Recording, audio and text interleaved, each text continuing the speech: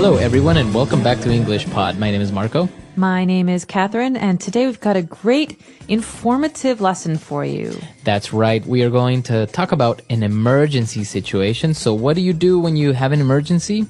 You dial 911. Exactly. All right, well, maybe not in your country, but today we're talking about emergencies in America and jobs, so people who can help you in an emergency. So before we get into those words and phrases, let's take a listen to today's dialogue.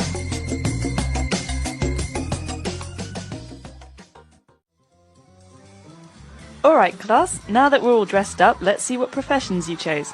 I see a fireman, a police officer, a medic, and a lifeguard. Can anyone tell me what these people have in common? They save people from bad things? That's right! Now, class, if something bad happened and you had to get help, do you know what phone number you would call? 911. Yes! You would pick up the phone and dial 911. What are some emergency situations in which you would need to dial 911? If my grandpa had a heart attack. If there was an accident. If a robber broke into the house. If the fire alarm went off. I wouldn't call 911 if the fire alarm went off in my house. The only time that ever happens is when we're having spaghetti for supper and my mom burns the garlic bread as usual.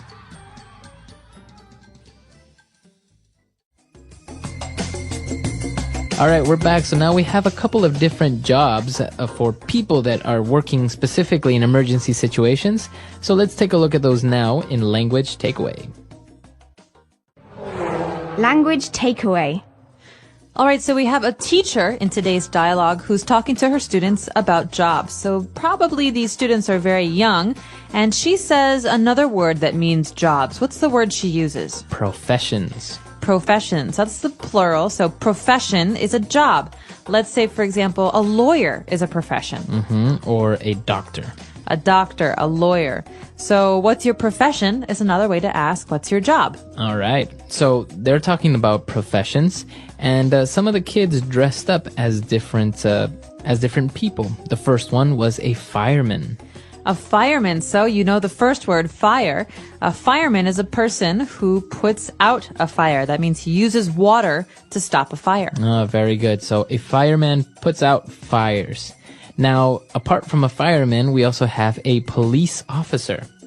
A police officer. So an officer is someone who works in an official capacity, so in a job. So we could say he is a police officer or a policeman or a policewoman. Okay. So 3 ways to say this. So officer is for both genders, right? A man or a woman could be a police officer. That's right. So you're going to hear this very often because policeman doesn't explain a woman police officer. So we use police officer to be general. Okay. So we have a fireman, a police officer, a medic. Now, what is this medic? A medic is a kind of doctor, someone who will look at your health or help you if you've hurt yourself, who usually works on the road, like driving to an accident or driving to a fire with police officers. So these people help police officers and firemen when there's an emergency. Okay. So a medic is not really a doctor. He's more of a specific person that can help you if you have maybe some cuts or bruises, or will help you out. Right, so this person will stop your bleeding or will help take you to the hospital, and they'll make sure that you're healthy when you get to the hospital. But they are not really like a doctor where you work in a hospital or a doctor's office. Okay. And our last profession is a lifeguard. Well, think about these 2 words. We have life and we have guard. Guard is like protect. So a person that protects your life. Interesting. Well, this is someone who usually works at the beach or at a pool. They have a special chair, and usually they have a cross on their bathing suit or on their towel. And this means that they're going to help protect people who are at the beach. So if someone can't swim, the lifeguard will run or swim to get them and save them. Okay, very good. So you have a lifeguard.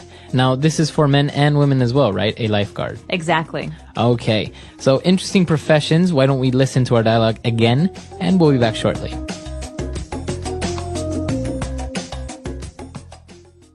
All right, class, now that we're all dressed up, let's see what professions you chose. I see a fireman, a police officer, a medic, and a lifeguard. Can anyone tell me what these people have in common? They save people from bad things? That's right! Now, class, if something bad happened and you had to get help, do you know what phone number you would call? 911. Yes! You would pick up the phone and dial 911. What are some emergency situations in which you would need to dial 911? If my grandpa had a heart attack. If there was an accident. If a robber broke into the house. If the fire alarm went off. I wouldn't call 911 if the fire alarm went off in my house. The only time that ever happens is when we're having spaghetti for supper and my mom burns the garlic bread as usual. All right, we're back. So now let's start with Fluency Builder. Fluency Builder. Our first item in Fluency Builder we've already talked about. The number in America to call when you have an emergency is 911. So we usually say, hey, dial 911. Okay, so that's a verb there, to dial. Exactly. To dial means to select the numbers for a phone call, to telephone someone. To telephone someone, to dial. So you can dial 911 or dial my office number. Or I tried to dial your home number, but no one answered. Okay. Now, you can call 911 for many different situations or emergency. One of the kids said, well, if my grandpa had a heart attack. Okay, so this is an example of an emergency. A heart attack is a medical problem. It's when your heart cannot receive oxygen. Okay, so your heart stops beating sometimes. That's right. Sorry. It's when your heart does not receive enough blood or oxygen, so it's when your heart stops beating. Okay, very good. So that's a heart attack. Now, another possible emergency situation is if the fire alarm goes off. This often happens in office buildings and schools. So you hear a dee or Right. some kind of strange noise. Well, that's because there's maybe a fire or some smoke in your building. And so usually when this sound goes off, it automatically calls the police and the fire department. Okay. Now, there's an interesting phrasal verb that is used along with this word fire alarm. We say the fire alarm goes off or the fire alarm went off. So that means it started to sound, to emit a sound. So the verb here, as you said, it's a phrasal verb, is to go off. To go off. We could say my alarm went off. Or every morning at 7 o'clock, my alarm goes off. Okay, that means your alarm begins to make a sound. A very annoying sound. Right. You know, it's the worst sound ever. But a lot of things can go off. We could talk about a bell or an alarm Or fireworks. Fireworks go off. Okay. And, well, the last emergency that we were talking about is if a robber broke into the house. So if a robber breaks in. To break into. This means to enter, to go inside without permission or without a key. Illegally. So you don't have to break something, but usually you break a window or a door. But this means that someone comes into your house looking to steal something. So usually you have to use force. For example, if I forget my keys inside my car and I have to break into my own car, that means maybe I have to force the door open or maybe break the window. Yeah, it's not fun. I think it usually ends up being very expensive. Yes, it does. All right, so those are all the phrases we have for today. Why don't we listen to our dialogue for the very last time?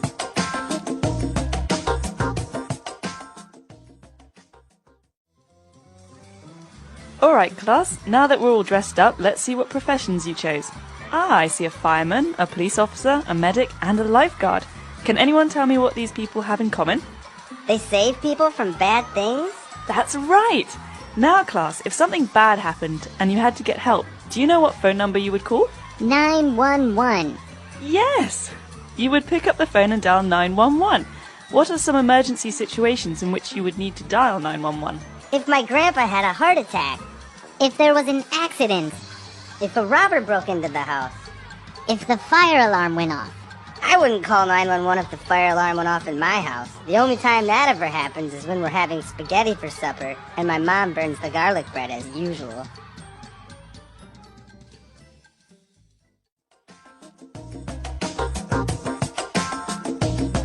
So, Marco, when you were a kid and your teacher said, what jobs are there? What professions are there? What profession would you like? What did you answer? I always wanted to be a pilot. Oh, pilot. So you wanted to fly airplanes. Yeah, I wanted to be a jet pilot. Actually, I collected books about it. I read up about it. So even till now, I probably still remember like the capacity of certain jets or what types of weapons they have. I was really, really into it. Wow, I never knew this about you. Yeah. What about you? Oh, I could never decide as a kid. I remember we had to draw pictures of what I will look like in 20 years. And everyone had these pictures. I will be a doctor. I'll be a veterinarian. I'll be the president. I never knew what to draw. So, I think I copied my friend. She wanted to be a lawyer. And I thought, okay, that sounds okay. Yeah, I think it's hard. And usually what you want to be as a kid, you don't do it when you're older. I couldn't do it because of my vision. I didn't have 20/20 vision to actually join the Air Force. So well, and a lot of kids don't know how many jobs there are out there. The big ones: doctor, lawyer, fireman, policeman, astronaut. Right.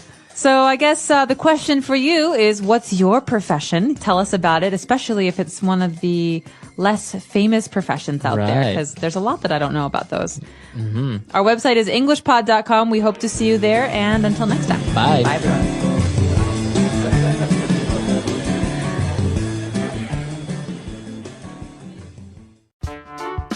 The English Pod Audio Review. Listen to the meaning, then say the vocabulary word. To put on fancy dress or a disguise. Dress up. An occupation requiring special training. Profession. Person who puts out fires and rescues people. Fireman. Policeman or policewoman. Police officer. Person who protects people from drowning. Lifeguard. To press the buttons to make a telephone call. Dial. To enter a house illegally, especially by force. Break into. To ring or sound loudly. Go off. Person who robs or steals. Robber. Painful condition where the heart stops beating. Heart attack. Take up by hand. Pick up. Let's try that faster. Painful condition where the heart stops beating. Heart attack. To enter a house illegally, especially by force. Break into. Person who puts out fires and rescues people. Fireman. To ring or sound loudly. Go off. An occupation requiring special training. Profession. Take up by hand. Pick up. Policeman or policewoman. Police officer. Person who protects people from drowning. Lifeguard. To put on fancy dress or a disguise. Dress up. To press the buttons to make a telephone call. Dial. Person who robs or steals. Robber. Now say the word and hear it in a sentence. Dress up.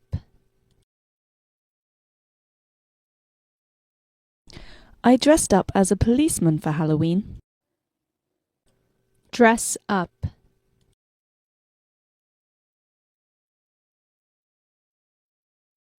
There was an event this weekend where all the guests had to dress up as angels. Dress up. I think it's cute when children dress up for Halloween. Pick up. If you have an emergency, pick up the phone and call the police. Pick up. Pick up these toys from the ground. Pick up.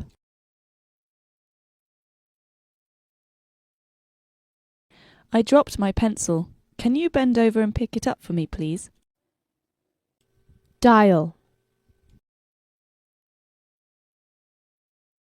Pick up the phone and dial this number. Dial. I wanted to dial, but I couldn't remember the number. Dial.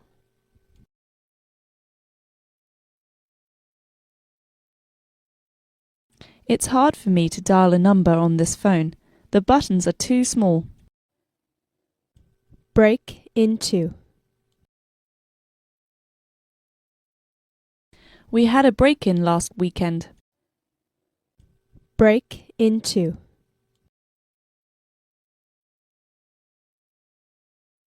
The thief broke in the apartment and stole the TV. Break into.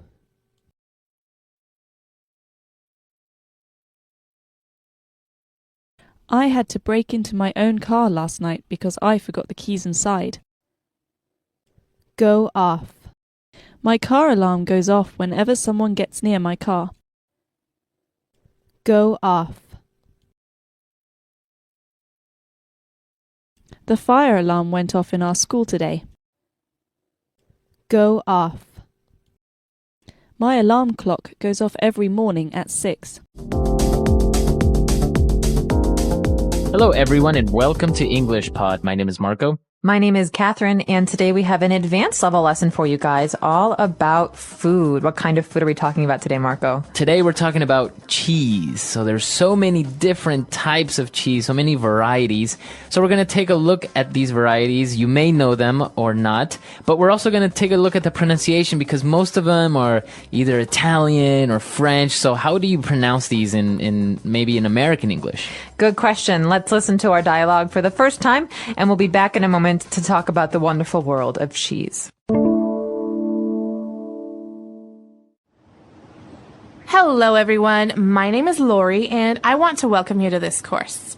We will learn all about one of the oldest yet most delicious foods on this planet, cheese. Let's get started. Cheese is usually categorized into 4 types: soft, semi-soft, semi-hard, and hard. The designation refers to the amount of moisture in the cheese, which directly affects its texture. Making cheese is an ancient practice dating back thousands of years, and the home cheesemaker can usually find recipes for cheese that fall into any of the 4 categories. Soft cheese includes cottage cheese, cream cheese, ricotta, brie, blue, roquefort, mozzarella, Munster, and similar cheeses. These cheeses generally pair well with fruit or meats and can be used as breakfast cheeses in an omelette or as pasta fillings. They are usually mildly flavored and very high in moisture. American, Colby, Kojak, and similar cheeses are in the semi-soft category. These are slightly stronger in flavor and cover a wide range of uses. Kojak cheese, a blend of Colby and Monterey Jack, is one of the most popular. This allows the sharper flavor of the Colby to be combined with the milder Jack cheese and also melts better than plain Colby. Grilled cheese sandwiches often use American cheese, and Mexican cheeses such as asadero and queso fresco are becoming more popular. Hard cheeses include Parmesan, Romano, Asiago, Swiss, Gruyere, and others. Parmesan and Romano are most familiar as the grated powder used to top spaghetti, but they are also used as accompaniments for fruit, wine, nuts, and other appetizer items. Swiss is a popular sandwich cheese and melts well, unlike some other hard cheeses. All right, we're back. So obviously this is a very interesting lesson because it also gives us an insight onto how cheeses are categorized. I personally did not know that you had all these categories of cheeses, starting out with the soft cheeses. That's right. So basically they're broken into these soft, semi-soft, semi-hard, and hard categories. The soft cheeses are the ones that are actually, you could touch them and they're soft. They kind of move under your finger. Right. And the famous ones, I think, are cottage cheese, which is almost like yogurt. Yeah, and cream cheese is all. And cream cheese as well. But also ricotta and brie and roquefort and mozzarella. So, for example, these cheeses, they're usually, they're obviously very soft cheeses. Do you say cheeses or cheese or cheese-eye?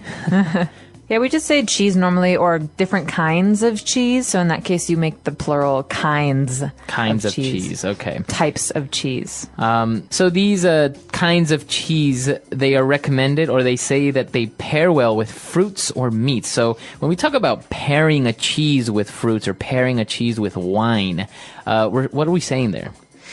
In that case, we're saying that it's best to eat with certain kinds of food. So you can say, I would recommend pairing this red wine with lamb. But in the case of cheese, you could say, I would recommend pairing this delicious brie cheese with fruit. Okay, so you actually have brie with fruit. That's right. It depends on the kind of cheese. A lot of times you see mozzarella on pizzas, and so it's not paired. It's actually a part of the dish. It's an ingredient, right? But if you're going to eat a piece of cheese alone, you can have it maybe with some fruit. So I guess that's the main difference between pairing and having it as an ingredient. Is pairing, you're combining it, but it's not really part of the dish. No, and as an ingredient, it has to be in the dish to make it work. And so you have a lot of these delicious soft cheeses that you eat at breakfast, or sometimes dessert, ricotta, cream cheese. These are all parts of desserts, like cheesecake, for example. Oh yeah, what cheese? What do they use in cheesecake? Usually cream cheese. Oh really? But then you get into these other cheeses, which are semi-soft or semi-hard. And semi here just means part. So it's partially hard, partially soft. And these cheeses are different because you might use them sliced on sandwiches, things like that.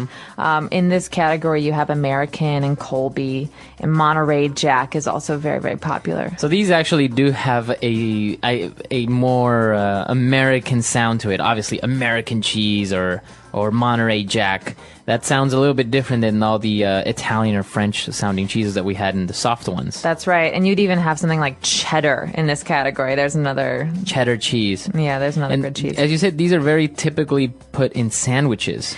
Yeah, I mean, you can use them in different ways. Sometimes we grate cheese. That means we rub it against this machine, a grater, to make it come out in these little fine pieces. For example, on top of pasta or on top of nachos. So we have grated cheese, but you can also have sliced cheese, and that's the kind of that's the way that we cut cheese to put it on a sandwich. So, for example, if you go to McDonald's and you get a burger, usually the cheese that's on your hamburger is cheddar cheese, right? That's right. It's a slice of cheddar cheese. Okay. Now, moving on to our next category. Well, actually, towards the end of the different types of cheese under the semi-soft category, they also talk about Mexican cheeses such as asadero and queso fresco. I love queso fresco. You've had this before? Yes, many times. What do you usually have it with, or how do you pair it? Usually it's an ingredient on tacos because it's a little bit crumbly. That means that it's like balls as opposed to being one chunk, one big piece. And so we usually have it like that. Or I've also had it as just a piece of cheese paired with a fried plantain or sour cream. Yeah. It's actually very good.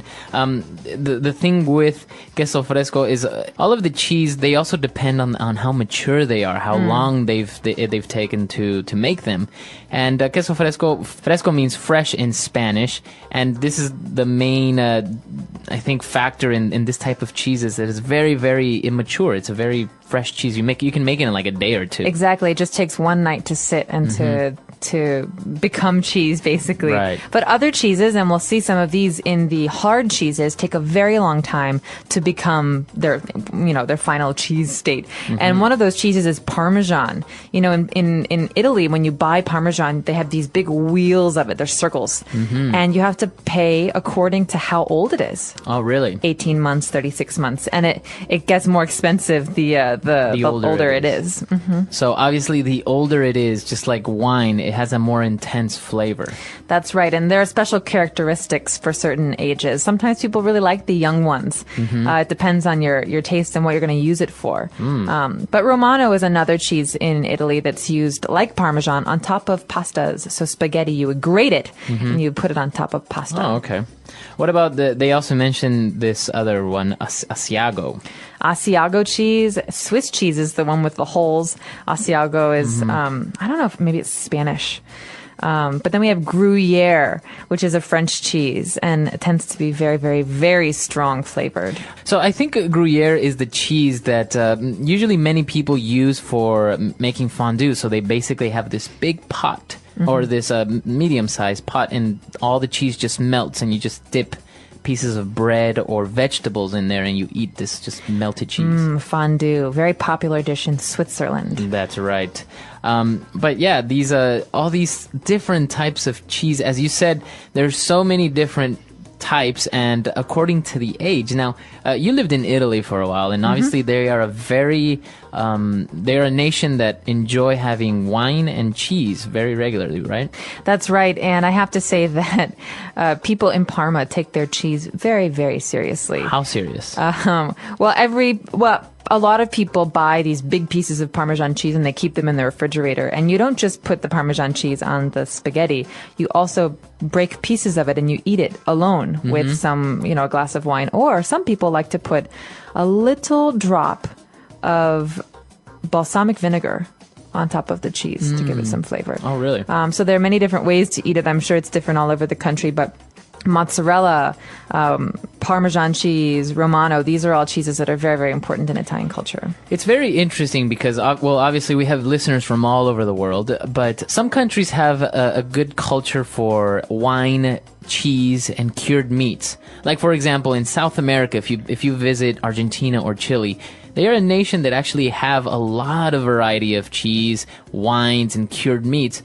But if you take a trip to maybe Colombia, they're not really that type of culture that really consume cheese and wine in the same manner. Interesting. I wonder if it has to do with the historical relationship between Europe and a place like Argentina. In Argentina, there's lots of Italian former people who came over from Italy many, many years ago, right? So that might have something to do with it. Or also Spain has a very strong tradition of cured meats and cheeses. Exactly. They have manchego cheese, things like this. So I wonder if there's a relationship there. Yeah, I think it's definitely an influence in some way. But the thing with cheese, I think it's in many places it's very expensive. It can be. Comparatively to, if you can have a regular mozzarella cheese, but sometimes these other types, they can be very expensive. Yeah, it's like good wine. If you really want to pay for good cheese, it's going to cost you a lot of money. Now, what about this, the famous blue cheese? We didn't mention it, but this is a very famous French cheese that basically has mold on it. Well, yeah, all cheese, you're growing cultures, you're growing these things that are alive, but blue cheese, you can actually see it, and it's moldy. It's white, and there's some blue or green mold. Exactly. And some people love it, and some people hate it. I think it's it depends on your tastes, but it does have a very strong flavor. Well, do you personally like it or dislike I it? do not like blue cheese, but I love other kinds of cheeses like camembert, which is a French cheese with a very strong flavor, very stinky cheese. So it's not necessarily that it's strong. It's just that I don't like the taste very much. Okay. Actually, it's very popular to put on salads, right? Yes. Blue cheese, a sauce or a dressing. Blue cheese dressing, yeah, that's right. It's made out of blue cheese. It's a very interesting topic, and I'm sure that locally, many people also make, or countries have their own types of cheese. I know, for example, in Ecuador, we do have also something very similar to queso fresco, that's commonly used for breakfast. And here's an interesting thing. They put it in their cup of coffee. No way. So it's cheese. It's cheese. So it's So basically you have coffee with milk, very popular in Latin America, and people will take a piece of cheese and put it in their coffee. So obviously with the heat, it won't melt completely, but it will become very bendy and very soft. And then they'll have it with the coffee and the bread. So it gives it a very interesting taste. It may sound a little bit peculiar, but it actually has a very, very interesting taste, very good taste. I've had many friends try it and they're like, wow, you wouldn't really think that you would probably dip cheese in coffee, but no, it's a very unusual combination. Now, what is this special cheese called? It's called queso de mesa, which is basically normal, common, everyday table cheese. So it's not any particular, it's very similar to queso fresco, very immature cheese. So I'm very curious to know if in your country you also have a strong cheese culture, and if in your country you guys do have a lot of cheese, what kind of cheese is it? I know that every country has its own variety of cheeses, and some places like China aren't really into cheese. So you can let us know if your country doesn't really have that many cheese options. So we're very curious to hear about you and your taste in cheese. Let us know. Our website is englishpod.com. We hope to see you there. All right, guys. See you later. Bye.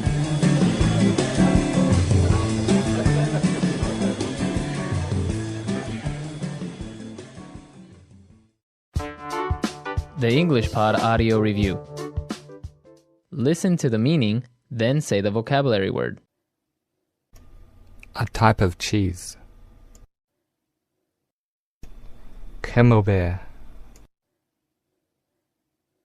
Soft, not strong. Mild. Solid product made from milk. Cheese. The way something tastes. Flavor. The way something feels. Texture. A small quantity of water. Moisture. To destroy microorganisms via elevated temperatures. Pasteurize. Nationality. American. A type of cheese. Colby. A type of cheese. Kojak. A type of cheese. Quesco. A type of cheese. Parmesan. A type of cheese. Romano. A type of cheese. Asiago. A type of cheese. Swiss. A type of cheese. Gruyere. Let's try that faster. A type of cheese. Parmesan. The way something tastes. Flavor. Solid product made from milk. Cheese. A type of cheese.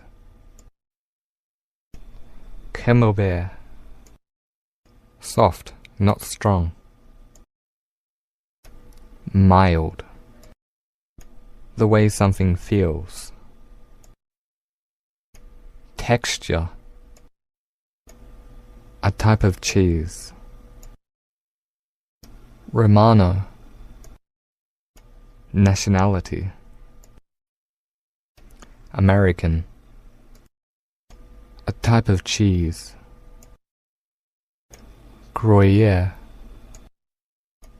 A type of cheese. Colby. A type of cheese. Asiago. A type of cheese. Kojak. To destroy microorganisms via elevated temperatures. Pasteurize. A small quantity of water. Moisture. A type of cheese. Swiss. A type of cheese. Quesco. Now say the word and hear it in a sentence. Cheese.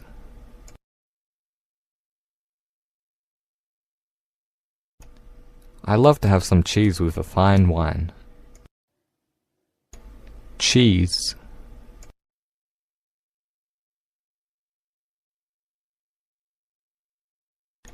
Where do you buy your cheese? From the local market, of course. I only want the best. Cheese.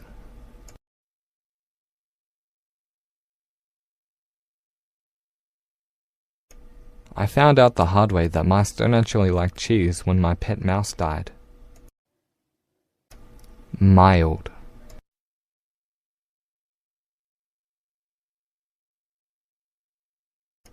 Wow, that is too hot for me. Could I please have something more mild than that? Mild.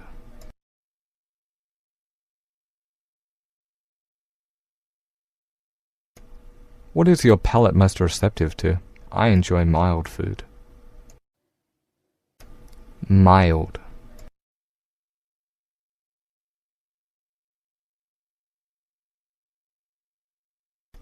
The wine did not overshadow my dinner in the sense that it was mild enough to pair well with the pasta. Flavor.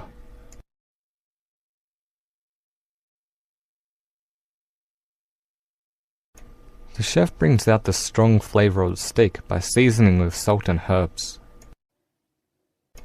Flavor.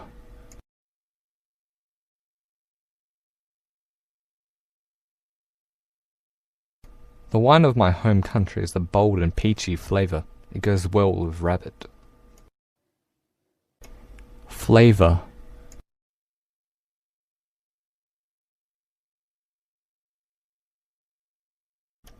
The flavor of Brazil during one of its festivals is of celebration and exuberance. Texture.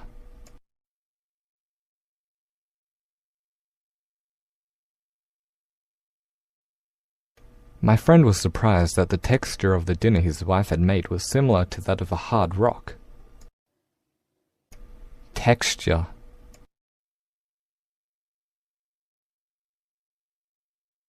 The texture of the wine I had just bought was dry and heavy. Texture. At first taste, I thought the wine was soft and sensual. By paying close attention to the texture, however, I realized it was rough and coarse. Moisture.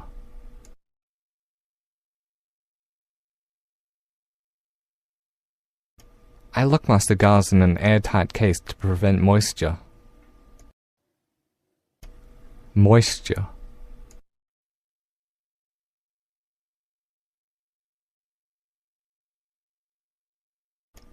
An important factor in the success of growing your vegetables is the moisture that they receive. Moisture. My friend has to renovate his whole bathroom. There was too much moisture that it caused mold to grow on the walls. Hello, English learners. Welcome back to another podcast here at English Pod. My name is Marco. And I'm Erica. And today we have a fun dialogue. That's right. Well, maybe the language in this lesson you won't use every day, but it's fun, it's interesting, and it's a little bit on the lighter side. That's right. Today we're going to be looking at baby talk. So we're going to see some of these words that aren't really words. They're not real words that you can find in the dictionary, but native English speakers use them when they're talking to little babies. Yeah, in many languages, there's a rule for how you make baby talk words, right? Right. But in English, we don't have really clear rules about how you make a word a baby word. So we're going to teach you a few of these baby words. Exactly. So before we listen to the dialogue, why don't we take a look at vocabulary preview? Vocabulary preview. Okay, we have two words here we're going to hear in the dialogue. And the first one is diaper. Diaper. Diaper. Okay, so a diaper. A baby uses a diaper. That's right. It's a piece of cloth or material that you put around the baby so that it can go to the bathroom and not make a mess. Okay, a diaper. Now, we also have another word that we commonly use in the English language. It's nana. Nana. Nana. So Nana is the name we call a grandmother. Right, so an informal name, just like in Spanish, we would say something like abue or abuelita. Or in Italian, you might say oma. This is another way that we can call grandma or granny. Nana. Okay, so Nana. Why don't we listen to the dialogue for the first time? Let's see how these new parents are talking to their little baby using baby talk. Honey, the baby's up again. It's your turn. I went last night. Fine. Hello, little baby. Why are you crying, little baby? Oh, I see. You made a doo-doo. What's going on, hun? Why is the baby crying? The little baby made a doo-doo. What a good boy. Let's get this icky diaper off you. Looky what I have here. Mickey Mouse jammies. Oopsie daisy. Did the little baby just tinkle all over Daddy? Yes, he did. Yes, he did. You just made a wee-wee all over Daddy. Hold still while I change his yucky diaper. What's going on in here? Oh, look, it's Nana. Say hi to Nana. Oh, he's so adorable. I could just eat him up. Okay, say bye to Nana. Time to go Betty bye.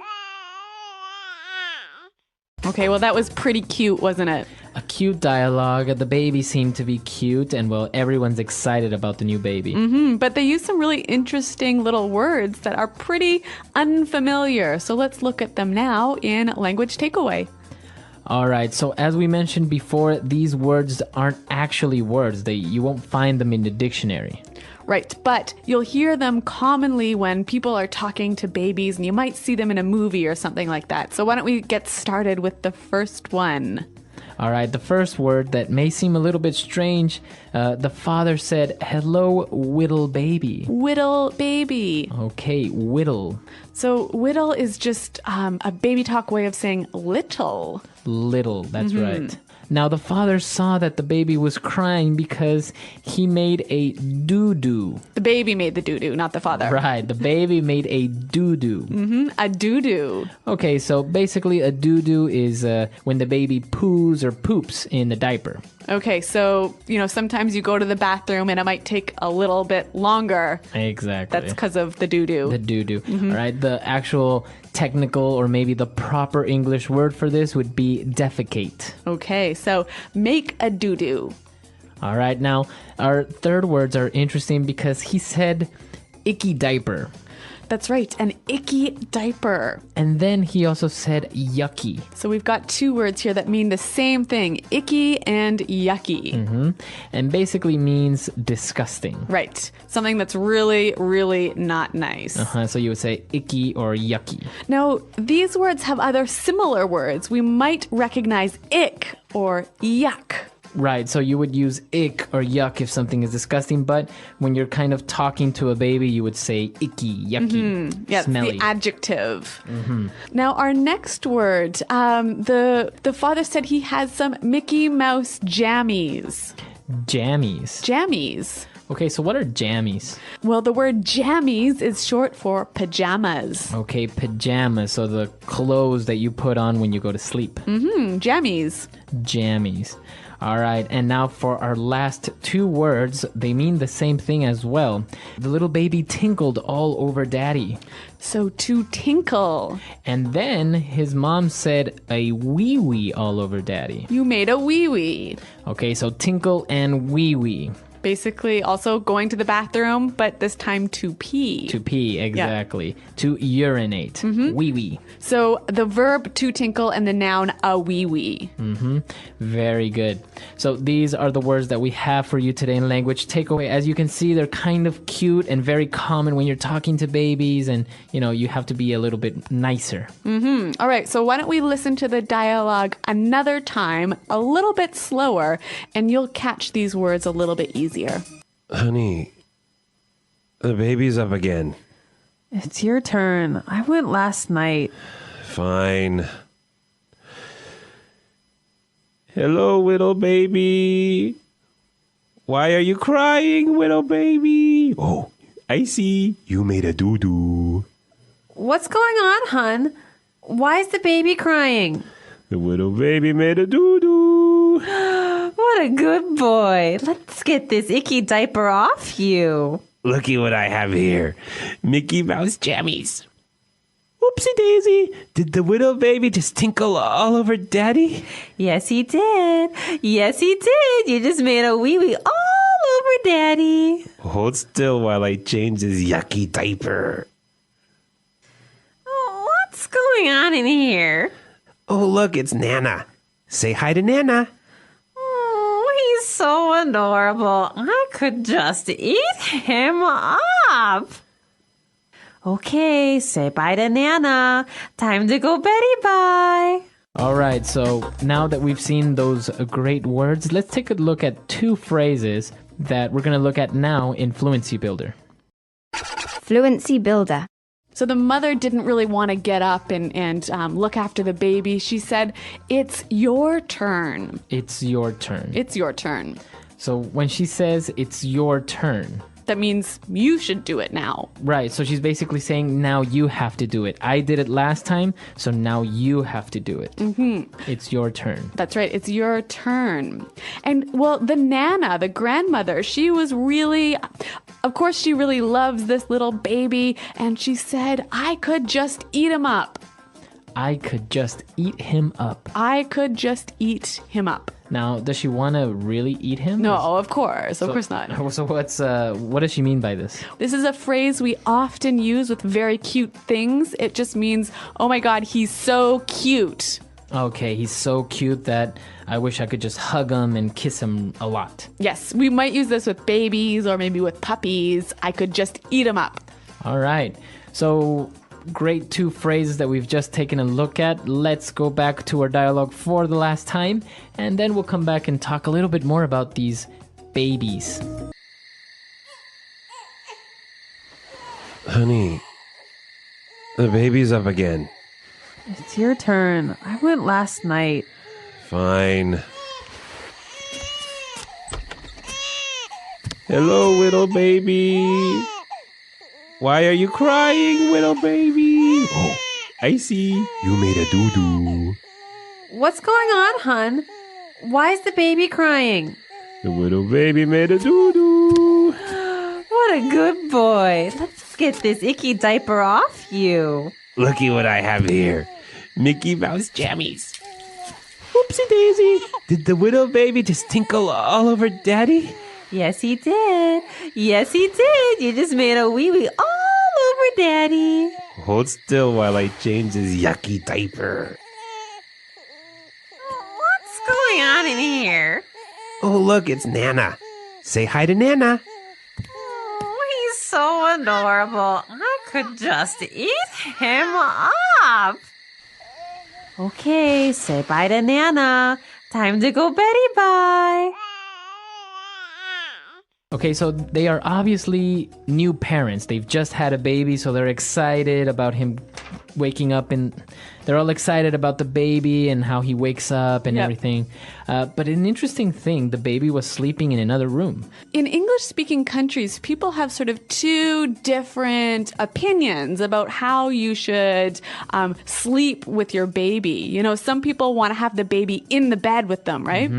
But some people think, no, the baby should definitely sleep in its own room. Okay, in another room in a crib. Yeah. Right, I think this is a very important issue because many people consider that it's a good thing for the baby to sleep with the parents and it feels safe and you can make sure the baby's okay. And it's easier for, you know, waking up to feed the baby and change its diaper. Exactly. And well, if the baby is sleeping with its parents, it might not wake up as much. But other people think if you let the baby sleep with the parents, the baby will become kind of spoiled and not a very good baby. Right. It might become too dependent on the parents. And for example, if you ever want to go out or leave the baby with a babysitter, or when the baby starts maybe preschool or kindergarten, it might not be really independent. So why don't you tell us what you think? Do you think it's a good idea to allow a baby to sleep with you, or should it sleep in its own room? Yeah, you can tell us at our website, englishpod.com, where you can also ask any questions you have about the language in this dialogue. All right, guys, so we'll see you there, and until next time. Thanks for downloading, and goodbye. Bye.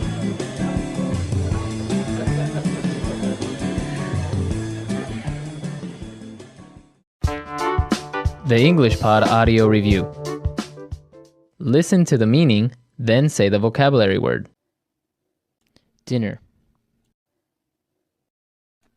Din din. Bottle. Baba. Soother, pacifier. A thing you put in a baby's mouth for it to suck. Binky. A small injury, something that hurts. Boo boo. Toilet. Potty. Gross, disgusting. Icky. Awake. Up. An opportunity or responsibility to do something. Your turn. Little. Whittle. Solid waste discharged from body.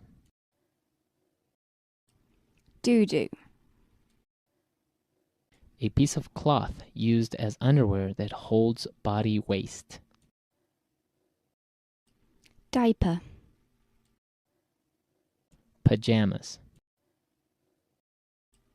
Jammies.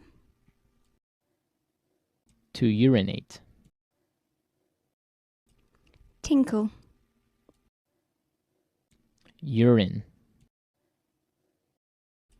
Wee wee. Don't move. Hold still. Gross, disgusting. Yucky. Grandma. Nana. To enjoy something greatly. I could just eat. Up. Go to sleep. Betty bye. Oops. An informal interjection when a mistake is made. Let's try that faster. Soother, pacifier. A thing you put in a baby's mouth for it to suck. Binky. Gross, disgusting. Yucky. Don't move. Hold still. Awake. Up. A small injury, something that hurts. Boo boo. Oops. An informal interjection when a mistake is made. Bottle. Baba. Little. Whittle. Solid waste discharged from body. Doo-doo. An opportunity or responsibility to do something. Your turn. Toilet. Potty. Gross, disgusting. Icky. To enjoy something greatly. I could just eat up. A piece of cloth used as underwear that holds body waste. Diaper. To urinate. Tinkle. Pajamas. Jammies. Urine. Wee-wee. Go to sleep. Betty bye. Dinner. Din-din. Grandma. Nana. Now say the word and hear it in a sentence. Your turn.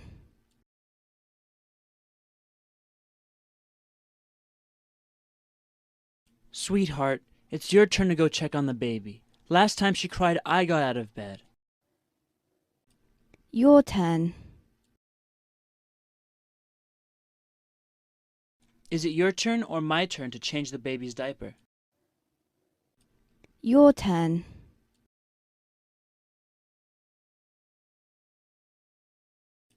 Vanessa, I did the dishes yesterday. Now it's your turn. Doo-doo.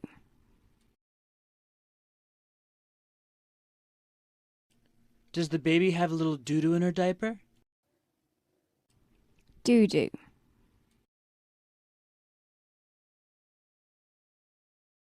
Honey, please check to see if little Mikey made a doo-doo. Doo-doo.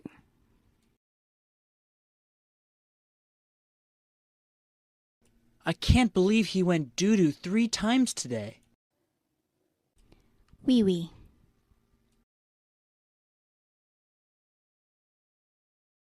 Sarah always has to make a wee-wee after she drinks her bottle. Wee-wee. Is there any wee-wee in your diaper, baby? Wee-wee.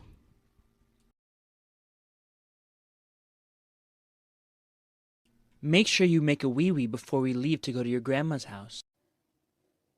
Icky.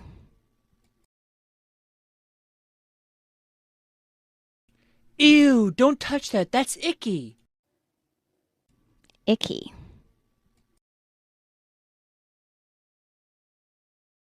Billy, don't sit on the ground. It's icky. Icky.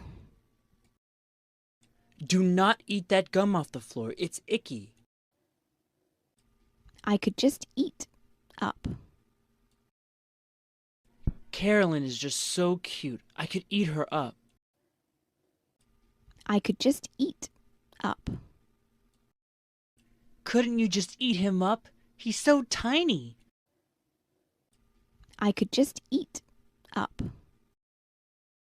I could eat you up. You look so adorable.